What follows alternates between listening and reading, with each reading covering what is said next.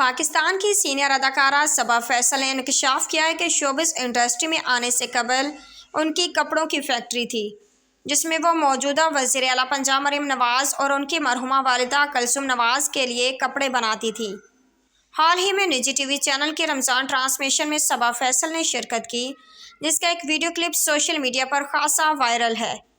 دوران انٹرویو صبا فیصل نے کہا کہ اداکاری کے شعبے میں آنے سے قبل میری کپڑوں کی فیکٹری تھی، جس میں مریم نواز اور کلثوم آپ کے لیے کپڑے بناتی تھی، لیکن کراچی منتقل ہونے سے قبل مجھے وہ فیکٹری بند کرنا پڑی۔